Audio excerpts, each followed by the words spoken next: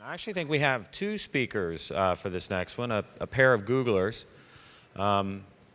Ibrahim and Jason Arbon actually both work for me.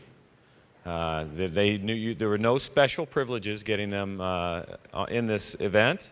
They were all still voted for. But these are the two people that if they do have a bad presentation, I can actually do something about it. So just saying, no pressure. We're continuing our theme of browser automation, and I think this is going to be completely different from a lot of the other discussions. But I heard the sauce guy, Adam, say something about Byte. That's part of what we're going to demo here, and maybe Sauce will pick it up and do something with it because we have open source this. So I think Ibrahim is going to start. Ibrahim actually kind of followed me. We were in Florida for a little while, and then we both went to Microsoft, and then you followed me into Microsoft. I followed you, and that's true. That's right. Yeah, you went to Microsoft first, and then I followed you, and then I went to Google, and you followed me. And eventually, we're going to have to stop this stuff. People will talk. And Jason Arbon is also another former Microsoftie become Googler, and I don't know, maybe I should stop saying that. No, I said former Microsoft. No. It's when you're badged, the joke around Google is you don't know you're fired until you come to work and your badge doesn't work. That's when you know. Okay, let's welcome our new speakers. Thanks. Am I on? I'm not on. Check. Just working through some technical difficulties here. Nothing like doing this shit for your boss. Wired connection. Get off stage, dude. Oh, yeah. You done? You're still playing. He's got it. Welcome to the cloud, right? Excellent. Fantastic. Do you want me to click? So, hi, my name is Ibrahim. I've been at Google for about 1.5 years. I'm a manager of a team of until recently, of 7 or 8 people who basically just do test tools. We're going to talk about 2 of these tools today. And I work closely with Jason. Jason is the visionary and the man behind most of these tools. So basically, if you dislike any of the ideas, just blame him. In implementation, it's him. Yes, indeed. I figured, though, I will want to just start with the silent presentation, reflecting on some of the things that we saw yesterday.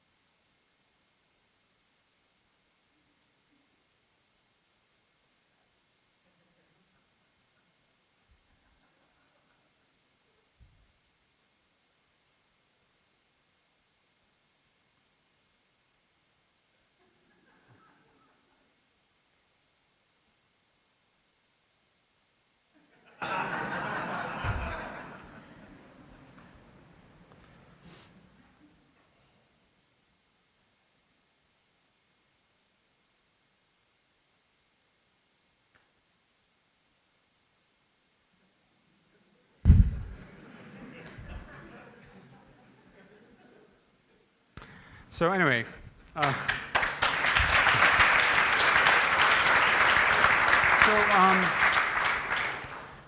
just to give, I want to just gauge a little bit what kind of audience we have here. So how many of you do UI testing?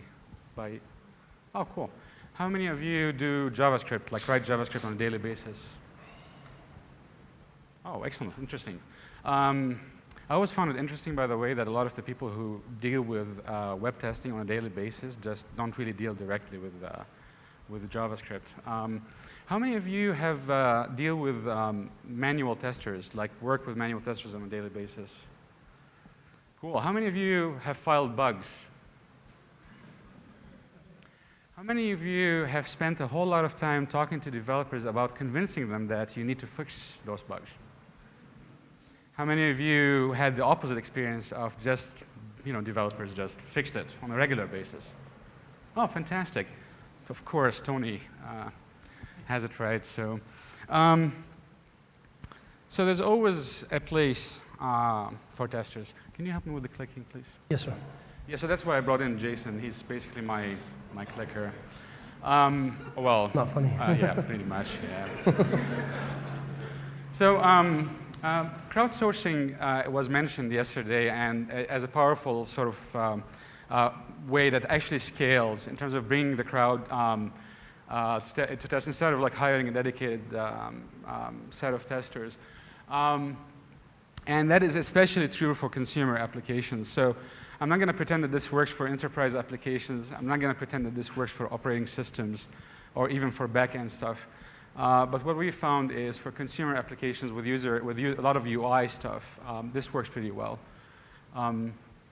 So there's always a place for highly skilled bug hunters who are actually working for organizations whose core business is testing. Actually, even if large companies like Microsoft or Google or et cetera, decide one day that we're done, James Whitaker is right and test is dead and we're not going to hire any more testers, I think there's always going to be a place for testers in organizations whose core business model is about testing. We'll get into that a little bit later in the presentation. So you can keep arguing about who needs to do it, or you can argue about where we need to do it in the United States or in India and China, or in your company versus outside of your company, but that's really not the point. We didn't practice any of this, by the way. So yeah, this is not very rehearsed. So really the work is not going away. Basically what we need is, we still need to test your software. We need to do it in an exploratory way or a scripted way, it doesn't matter. But it still needs to be done. Bugs need to be filed. Why are you not clicking? Because you don't make the click noise. We talked about the click noise. But I mean, how are we going to go through this? Sorry. I mean, you're just not doing your job. I'm doing it. I'm just doing a review level 3.1. So, I mean, I'm already talking about what, the work that's not going away. And okay, thank you. So I'm already done with this bullet. So let's move on. I can quit. So the work is not going away. I'm just going to do it myself. Please. Management. But we don't really, here's the thing. I don't know if you ever hung out with a manual tester or if you've been one. When I first joined Microsoft a long time ago, and I was hired as a test engineer, which technically meant that I clicked buttons. And life was kind of miserable, actually. I had to, set up my machine, install a whole lot of software, and even in today's world, with everything being, trending to become and go into the cloud, you still have to install a lot of tools and spend a lot of time learning about these tools. So, click. You also tend to spend a lot of time away from the application. The thing about exploratory testers and manual testers is really they need to spend as much time as possible just playing with the app. And they don't. They keep switching context a lot. They keep switching and saying, oh, I need to actually create a test case in the test case manager. Really? I mean, seriously? I need to enter a data like who's the author of this test, and what's the title of this test, and here are the steps of this test, and by the way, here's how you execute this test. Really? I mean, come on. We're in 2011 already? Something like that? Yeah. So that's the other job that Jason is there for. Click on my slides and shake his head. I'm ahead of you. Oh, yeah, that's right. Thanks. So also, if another really terrible thing, another terrible experience about this is, we go ahead and we know that some test cases are, going to fail or pass, but we give them to test because we haven't gotten a chance, especially in the UI testing world. We haven't got a chance to automate it, so what we do is we give them a whole bunch of spreadsheets and say, go ahead and just run with them. And that's really unfortunate because what that means, instead of them exploring new functionality, they're stuck essentially repeating the same thing over and over again. And then often we hire an army of them just to can cover things like all sorts of machine and browser combinations.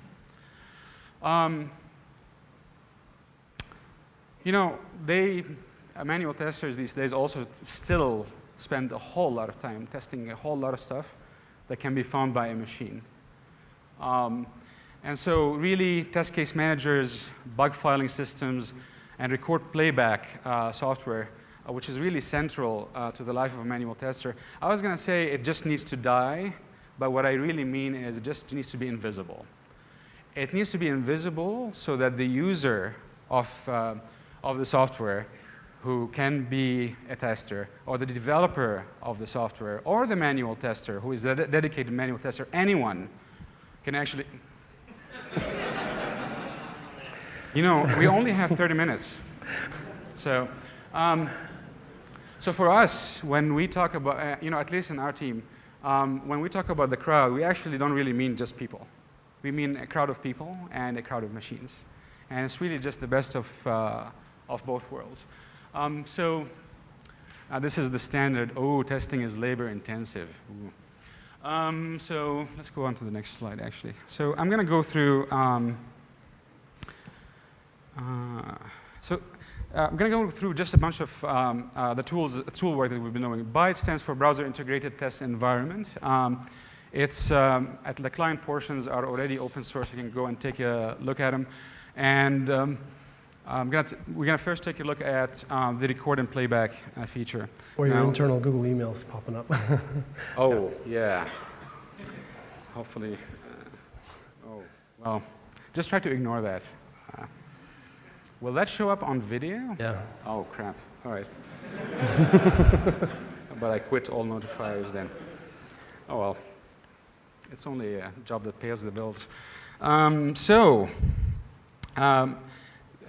keep in mind, so the first thing that we wanted to do is to make sure that testers just don't really, especially exploratory testers, don't have to do a lot of work to sort of enter metadata about their test cases and enough information for these test cases to be repeated. So one of those core components is really a traditional, kind of traditionally boring piece of testing called record playback, except we do it in a pretty cool way. So what you do is all you need is to install an extension. BITE is really just a Chrome extension, at least today. And what you do is just you start, go ahead and play with your application. In this case, just open up the Google page, and then as you go through this application, essentially what BITE is doing is recording everything that you're doing. And without you necessarily writing any of the code, what's being recorded is both, I don't know if you can see this very well from where you're sitting, but you can see both essentially JavaScript-ish kind of code that's being generated, but also and kind of a plain English representation of the test case. Depending on who's using this tool, they might want to take a look at something a little bit more friendly than JavaScript as a representation of your test case. You can do things like also add validation. So as, for example, you're go ahead and playing with your app, you can say, for example, that these are your expectations about what to find on a certain page, like some things are a must, some things are to be ignored, some things are optional. And then also, as you are exploring your software, we are taking essentially a snapshot or a screenshot of the application step by step. So this way, basically now you have three ways of looking at your test case later. You can either look at the JavaScript code and run that. You can look at the English, plain English representation of the test, or you can look at a sequence of screenshots. But here's the thing. So again, how many of you on a daily basis do UI testing and think that UI testing is kind of easy to break or brittle? Yeah, it's like so. I've never really worked too much on UI testing until recently, but I've heard, I worked very closely with people who did, and it's amazing. I mean, a lot of the time that people spend in UI testing is about essentially well, re-implementing a whole lot of these test cases. And what we're finding is if you have the rights to a set of tools, it's actually far less expensive, far cheaper, if you have the right to a set of tools to simply re-record all the test cases than to actually develop fixed test cases or even develop them from scratch. Just our experience. We'll talk about that some more. So for example, in this particular tool, what we do is if your test case fails, what we allow you to do is by a simple click, this dialog says this step failed, finding element blah. And it actually, it actually highlights that element. And what you do is once you click on that element, the new element in the page that's equivalent, it kind of fixes it automatically, and it finds all the other instances of that element in the same test case and sort of fixes that as well. So what that means is if someone messes with your divs or with elements on the page, it's not the end of the world. You can simply just say, oh, here's the new search button, as opposed to, and then it'll find all the instances of the old search button and basically replace them with a new search button, as an example. That's basically the record playback portion. It's basically record playback plus the ability to fix broken tests reasonably easy. Can I add one thing real quick? Yes. Thank you. The cool thing that we also, we'll get to a little bit later, but is that we're generating JavaScript, right? We're not generating Java that needs to be like compiled, local, and deployed to test machines and stuff. When you generate these test cases, right, we just save them automatically in the cloud, right? So it's just saved to a server. So you never have to worry about file management, a local store, or anything. And a core thing is this stuff actually runs on Chrome OS. So it runs entirely in the browser, right? Which is one of the main motivating factors for this whole project. So that's kind of a cool part. So how many of you, when I was going through the screenshots, saw a test case? Or the name of the test case? Or anything like that? Actually, in the cloud, basically, as you're using this tool, test cases are basically being created. So in other words, you can basically come back later and say, go to your test case manager that you plug into this tool and review the test cases that you've gone through. And that was kind of a requirement because James wrote these other Octomom books, right, about testing and exploratory testing. And the problem is, like, people go do this exploratory testing and there's no record of what they did, right? There's no way to reproduce this stuff. It's not funny, is it, James? There's no way to reproduce this stuff, right? There's no artifacts of what you did. There's no way to share that information. And then another cool thing is now that they have done the exploratory work, these have turned essentially into regression tests. And you can just keep running them over and again. And we'll talk about it some more later, but basically we can also run them anywhere and potentially on other browsers as well, not just on Chrome. Or on the particular operating system that the exploratory tester happens to be running on. Is it okay? Is our relationship going to survive I'm this? just saying, you keep interrupting me. Oh, you told me to. Okay, fine. So the other thing, these pictures here, like the inspiration was actually when James came to Google originally, he had this like BS mock slide that people thought was real of like all these like bug overlay information on top of Visual Studio and all this kind of stuff. And I saw it and didn't realize it was a fake mock. And I wanted to build the same thing for the browser, right? So, dude, the one time you have control of the machine.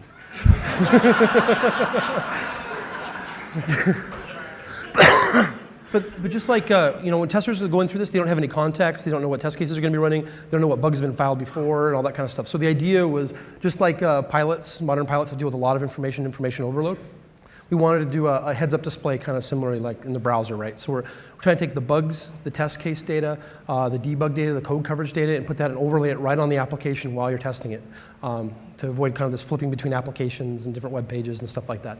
One of the ways actually one of the ways that testers spend a lot of time switching context is going back and forth between their bug tracking system as well and their application. So the other feature of Byte is Byte bug filing, where again, without leaving your application and having installed only an extension with basically nothing else on your client, you're able to also file bugs. So for example, this is an example from Maps.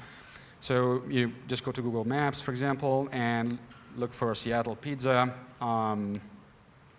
You get a bunch of results, and then you go ahead and click on one of those results.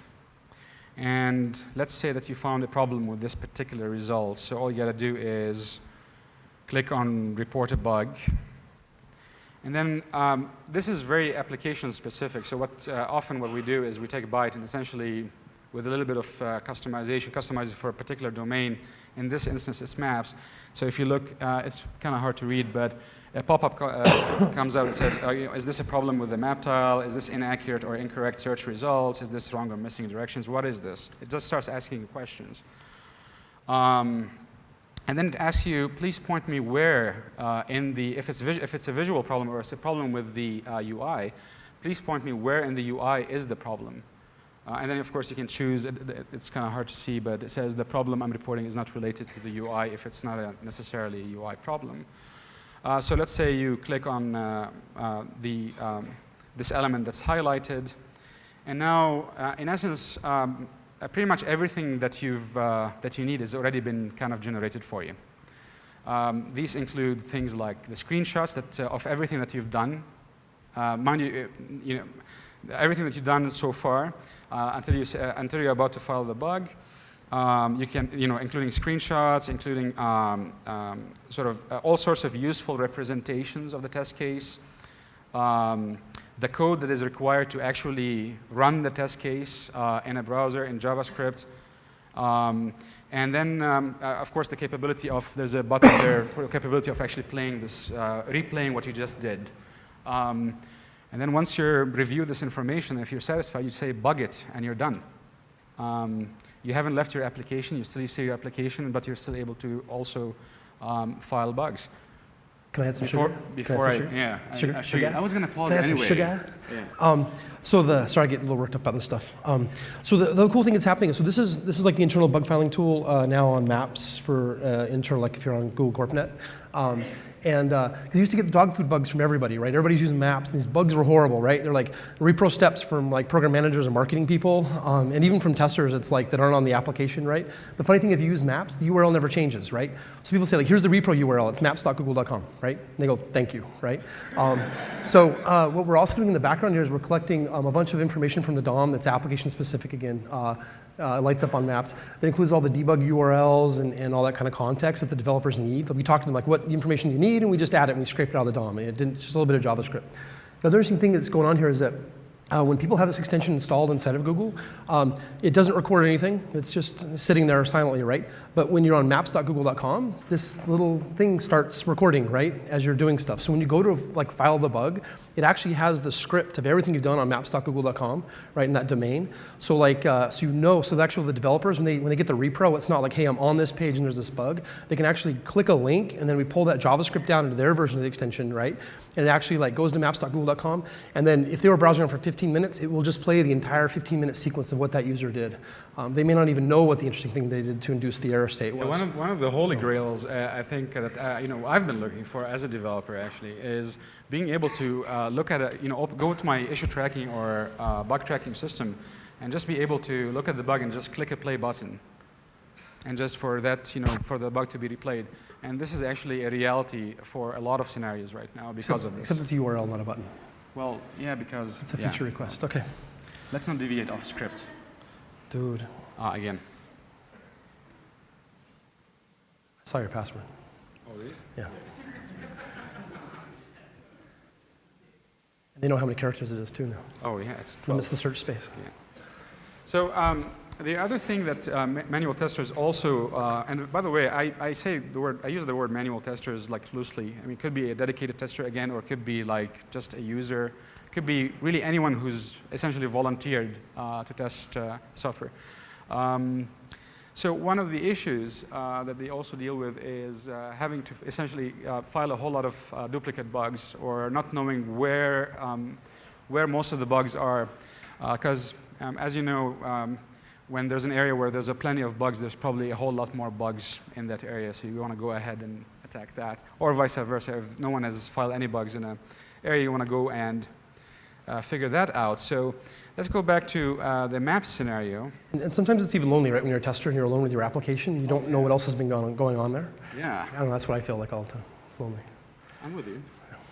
So Again, if you want to You're not report, with me. Okay.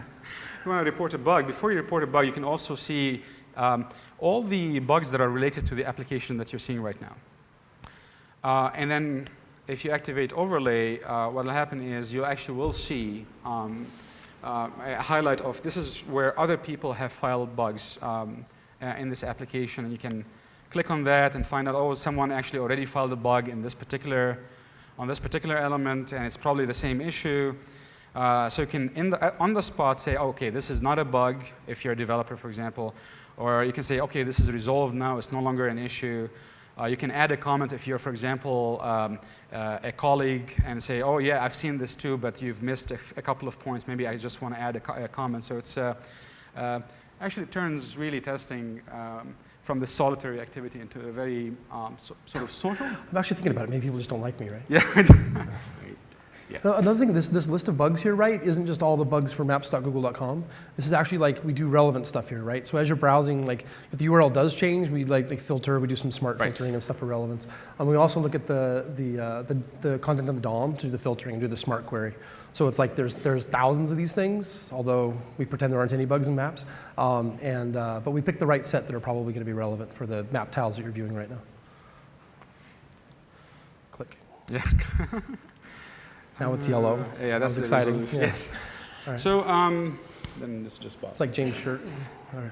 So that's basically the sort of the major features of Byte. And again, the exciting to me, it's really exciting stuff because really it sort of like hides most of the tools away from you, especially test case management and bug filing systems, and lets you focus a lot more on testing. Because of that last feature, it also helps sort of you be a little bit more aware of what's going on elsewhere without you having to go back to the issue tracking software and figuring out, oh, has someone else filed a bug or has someone else tested that area of the application. But that takes care of, and those tools are really necessary if you want to go for crowdsourcing where you really have testers who are not necessarily dedicated 100% of the time, or don't have time to be trained in on specialized tools, etc. But that's only half of the puzzle. The other piece of this puzzle is really stuff that testers do that really machines ought to be doing. The particular example that we've started working with is really just about layout.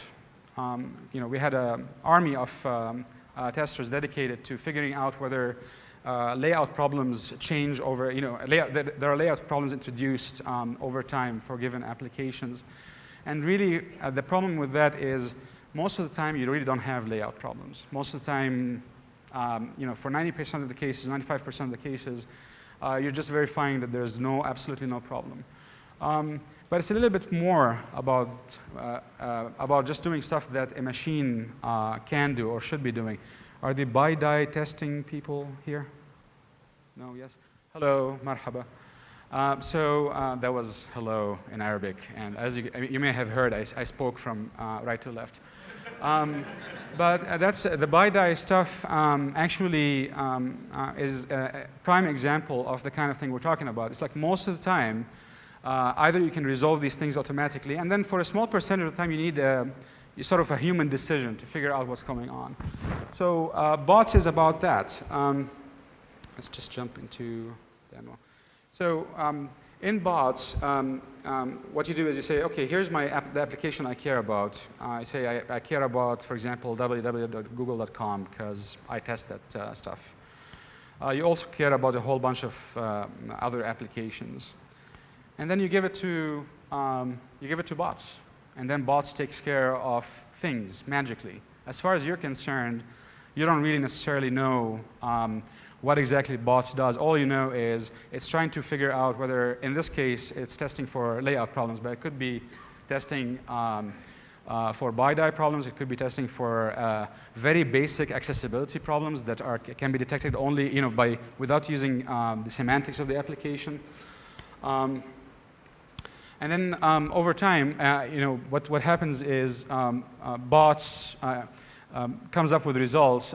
You probably can't really see it here, but what it's doing here is comparing the stable dev and canary versions of Chrome, but you could imagine also it comparing Internet Explorer versus Chrome versus Firefox. And what it's doing is it's telling us whether there are layout problems that were introduced in the stable version versus the dev version versus the canary version. Time now. And so when you drill down, what you get is sort of like a before and after sort of picture, and the tool allows you to diff between sort of pages where the layout changed. In this case, and it does highlight of the diff. And what you can do then is click on the area that changed and actually see the elements that changed. That saves. It may sound a bit counterintuitive. We say, you know, most of the stuff is already taken care of by automation, but actually it's not really. And so a lot of folks, this stuff does not come for free, and that's sort of the hope of, or the underlying sort of theme of bots. What we want is if the stuff does not require humans for the most part, if the stuff can be done by machines, then it ought to be really free. You ought to get this for free. And so layout problems are an example of that. And that's sort of what bots does so far. So this was just a very quick overview of some of the tools work, but how does everything sort of fit together in the grander scheme of things? Jason? It does? Yeah, maybe, I don't know. Oh, you're going to call me the octomom of test tools. Yeah, I was going to say, yeah. That was the one thing we practiced, actually, and he didn't do it. Yeah. Can I still say it? No, it's not cool now. All right. He is the octomom of testing tools, by the way, because you know most of these tools are just his brainchild. Just so you know, I do tend to faint when I present, so just watch out. Front row. It's not pretty. Okay. Yeah, so let's go to, all right. So and one more comment on these bots again. One of the premises that Google iterates very quickly, right? Like we push new builds and new products like, you know, hourly, sometimes minutely. That's like the new term, the hot term.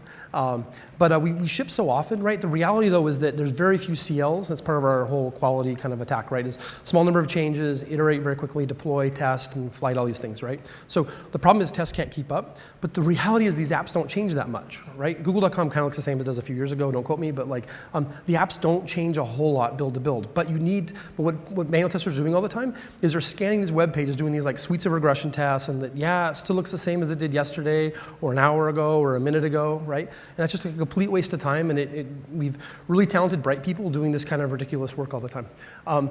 The idea of bots, the main value out of bots is that it just scans it. It's very similar to what Kevin was talking about, right? Which is actually kind of cool, right? Like, so we're not totally like both crazy. We're independently crazy, right? But the cool thing is that if the stuff doesn't change, you don't have to look at it.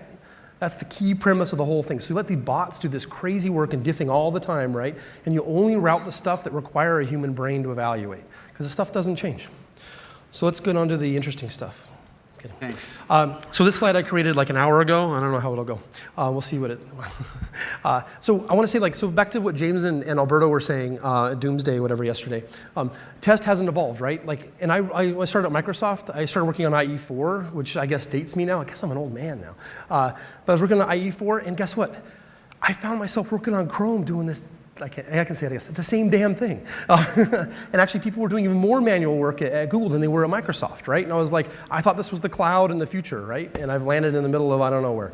Oh man, it's not good. Recorded. I know, and Google's based on peer feedback. Yeah. So we'll get to that actually. That's why I've been a little quiet about some of these tools, by the way.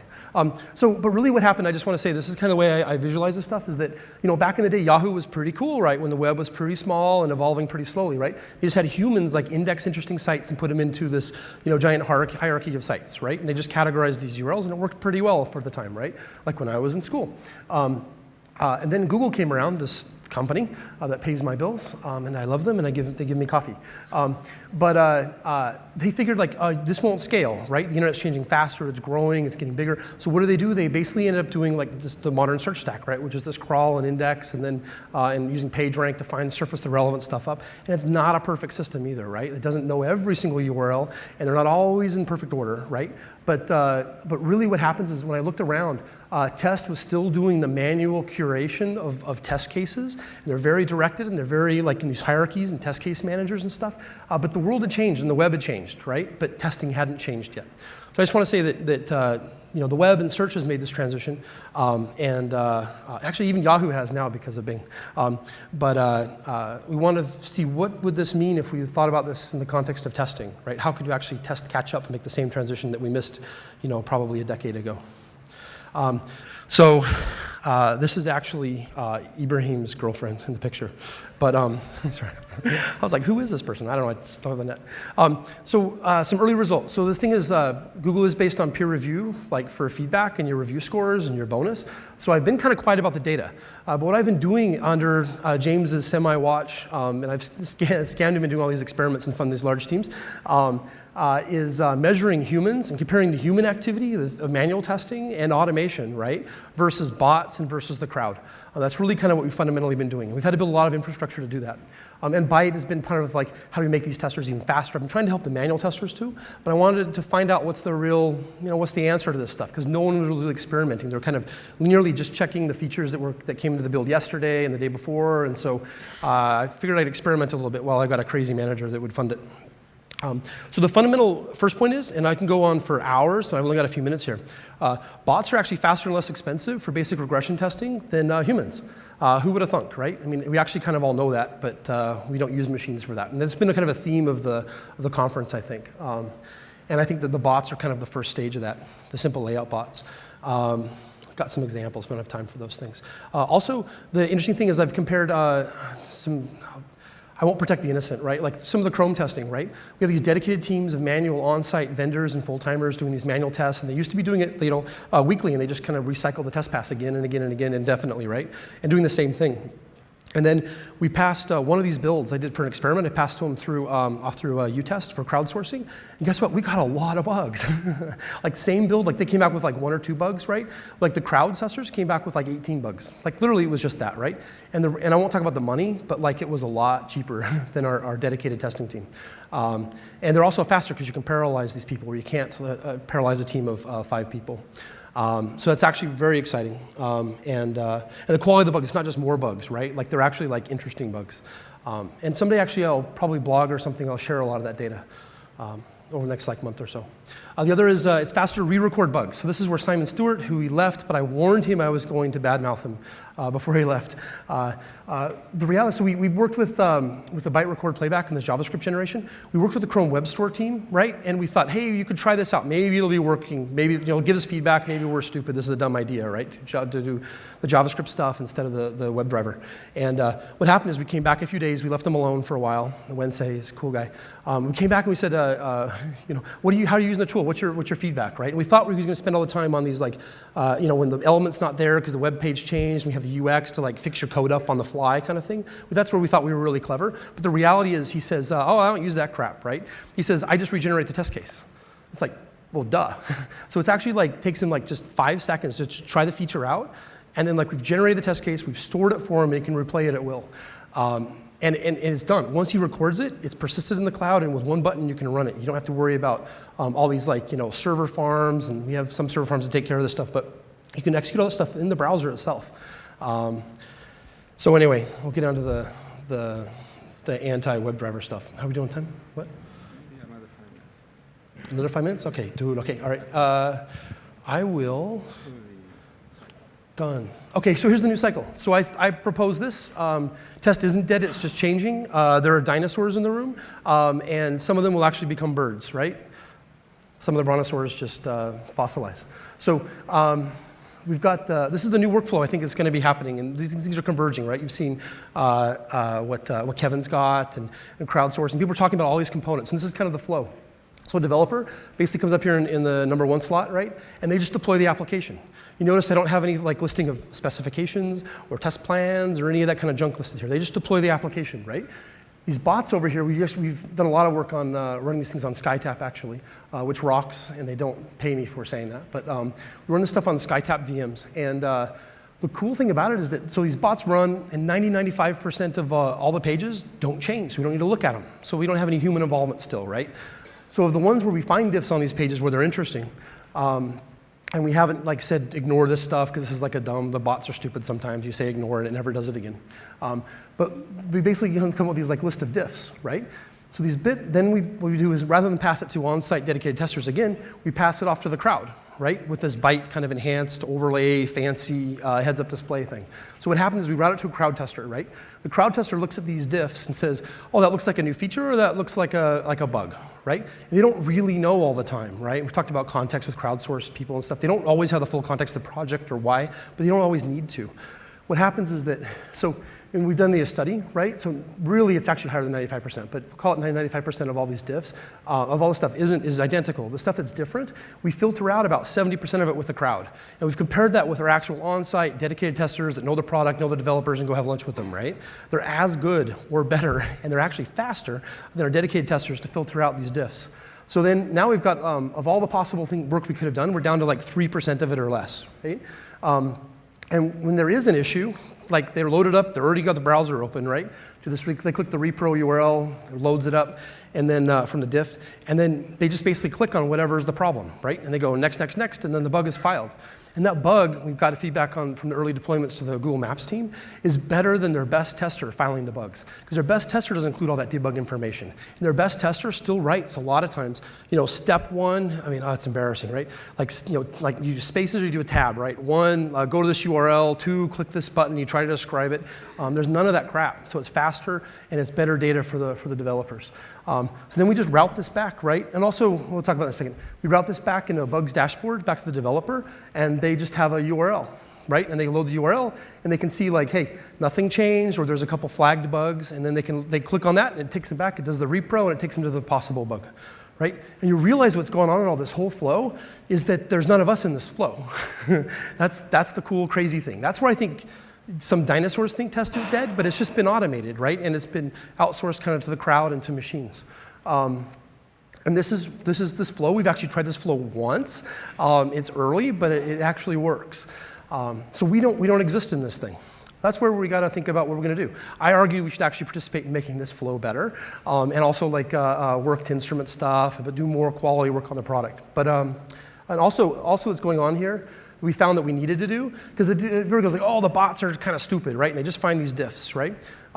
They are stupid. We have some interns working on like making them smarter and doing runtime and some intelligent stuff, like some pseudo AI stuff. But I'm more practical than that, right?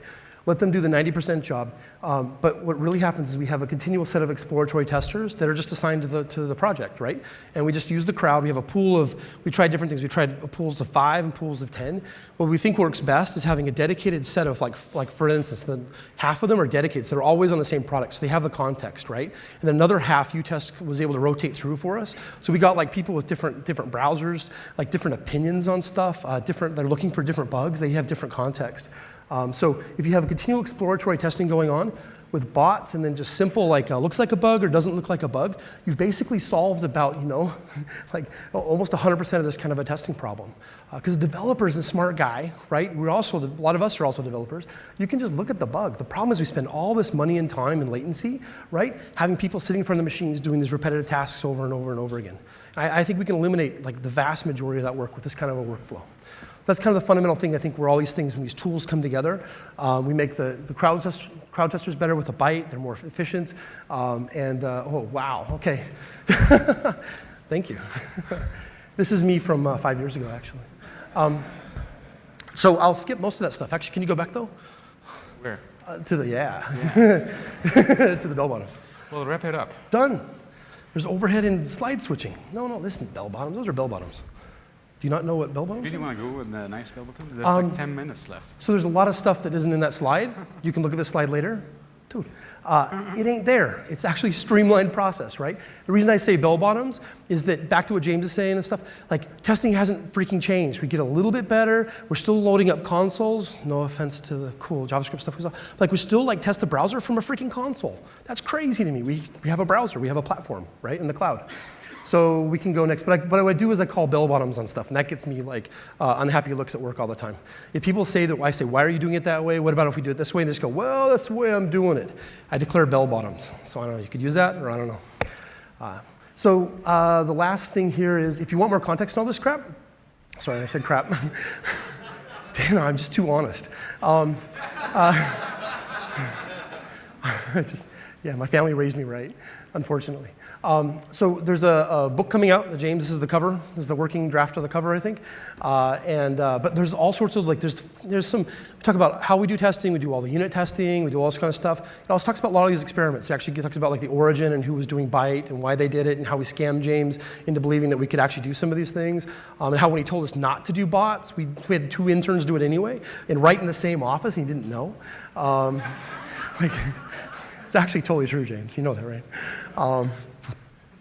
So anyway, that's all in the book. It's actually kind of cool. The reason this picture is here is I thought about all the trees James has killed with his books in his Octo publishing career. And I accidentally obscured his name on the book. And then, no, we're not doing questions. I'm talking now. They like to hear me talk. They like to hear me talk. So the other thing I want to say is that this is all about the cloud. This is actually really about cloud testing, right? We talk about cloud testing. Cloud testing doesn't involve a console. It doesn't. Call me a nutbag, and I am a little bit. But it doesn't involve a console. It doesn't involve Java binaries that, like, you know, and then distributing to like a pool of machines that we have to manage and stuff like that. There's the cloud. We just persist the crap out there. The browser's a powerful platform, and we can do it all in the browser end to end, right? And this is. And so we're more or less kind of defunded now. We've actually broken the team up. People are going off to other teams and projects and stuff like that because things in Google change fast. But these things will live on. We've open sourced them. Please participate and collaborate. Yeah, maybe we can do some cool web testing in the cloud. Actually, finally, maybe someday do cloud testing. Done. Questions? Good stuff, man. It's beautiful. Look what we created. Excellent. All right. Any questions? I'm going to get doubters. You know, you're crazy. It doesn't work for my application. Actually, real quick, I'll do all the quick questions. I'll question and answer them real quick. It doesn't work for my application. My application's special, right? I do a database, right? Or I do medical equipment. This stuff is applicable in general. How about let people ask the questions? But I already answered them. Okay, go. Yeah. Hi. Thank you for your talk. My name is Karen from Nersom, and basically you say that this tool is for the cloud. What happened with the systems that has to interact with desktop information and then will be uploaded to the cloud? These tools can work together. I mean, because sometimes you need to have Java code to simulate that you upload the information and then you need to verify it in the cloud. Yeah, so I would say generally it's a little myopic, right? We're focused on the browser and kind of on the web, right? Because it's Google #1, right? But like we saw earlier, just like a couple hours ago, right? Like there's native driver and stuff like that, right? These same APIs, right? So you can, if you have to do desktop stuff, you can treat it the same way. We've actually done some experiments like this where we actually have JavaScript code, right? And we were kicking off local, we have a demo extension in Chrome where we can actually run the console window, right? Inside the browser. But the script that drove that thing was JavaScript, and it lives in the cloud and everything like that. So rather than have everything like based in this client world and then like tickling the browser at the last mile, right, or the last inch, you should go the other way. Because there's so many benefits of the cloud and we're not benefiting them. So really, call me a little bit whack, but this is starting to happen. We saw it today, right, on Android and iOS and stuff like that, is you write your stuff as if it was a web application using these kind of technologies. And then if you do have to do that, you have a little tiny shim where you use like a local proxy, right? Or you can write an MP API or like kind of a NACL client or something to do that. In practice, most of this stuff is taken care of by writing a bunch of wrappers on top that are kind of services that you can talk to from your extension. So this way, even if you have an existing sort of legacy system, what you do is you just write a wrapper service on top of it and just interact with it as if it was just in the cloud. In general, I mean, it's not clean. And Jason will argue that you shouldn't necessarily care about, you need to break away from the past altogether. But for example, for the teams, as a simple example, for some teams that really are insisting on using WebDriver for whatever reason, then what we do is we generate the WebDriver code for those test cases as well, and then allow people to run test cases. Yeah, that's a religious difference we actually have. I think it should never do it. I think it's like those worlds should never cross. I really think that you should do it from the cloud to start with because of all the benefits of test execution, test distribution, reporting, like portability, all those benefits. But I mean, the reality is if you have like a legacy system on the client or your embedded systems and you have all this legacy code and stuff, don't do this kind of thing, right? It wouldn't be like cost effective, right? But if you have a new project or something. Yeah, it's not an either-or proposition either. But there's also this contention that apps are moving toward the web, right? And so we're trying to get out a little ahead of the curve for testing. Yes, thank you. Wait, I'm not done answering. I'm kidding. Sorry. Yeah, anyone else? Yeah.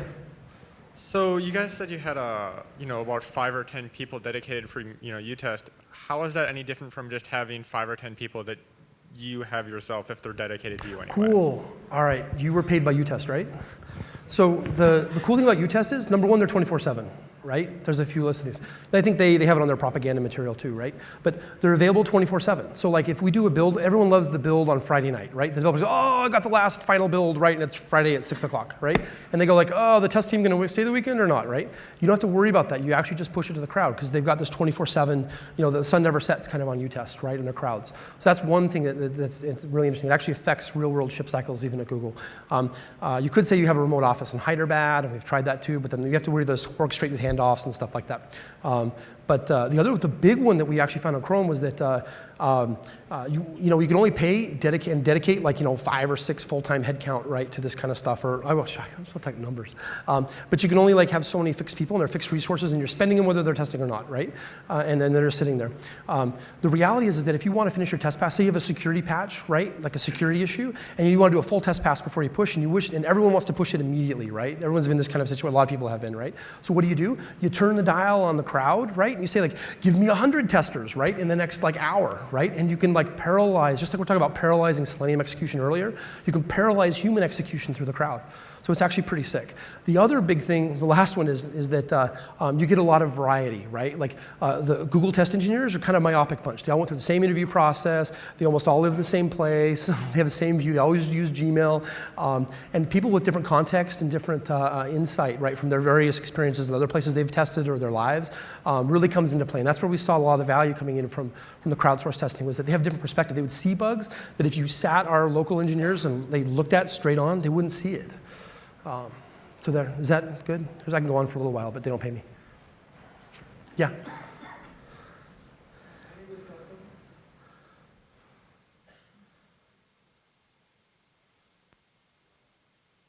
How about now? There you go. My name is Gautam. I'm from Netflix. Great talk. Few questions. Could you repeat that actually? Say that again. Could you repeat that? Great talk. Thank you. Yeah.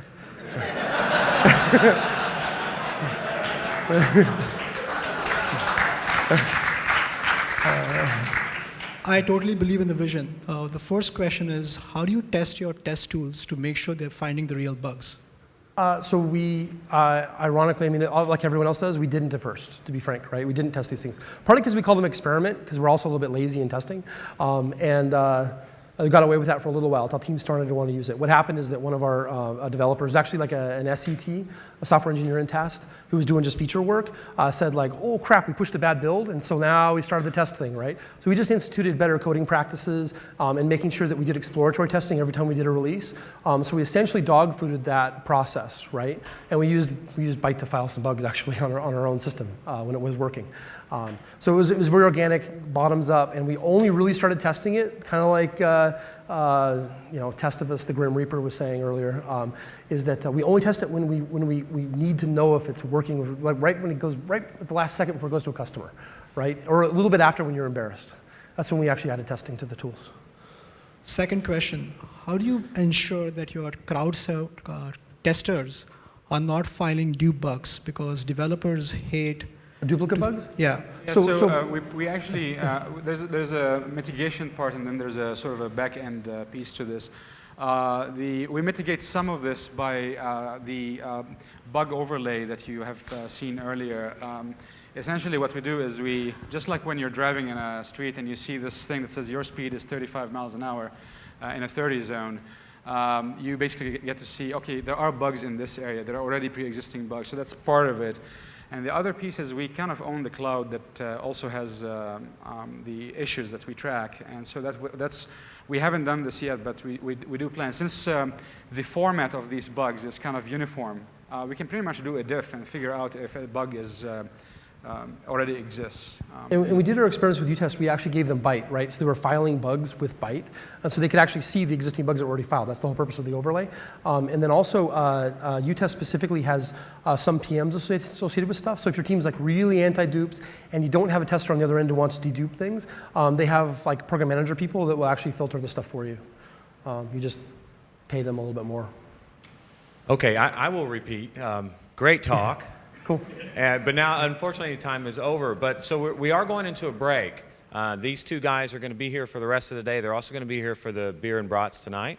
So you guys, I know you guys got a lot of questions. Go ahead and continue to ask them during the break and tonight during the beer and brats session. So I do want to say that these tools, it's kind of a Google thing to build a tool and get it, almost done, and then just let it go.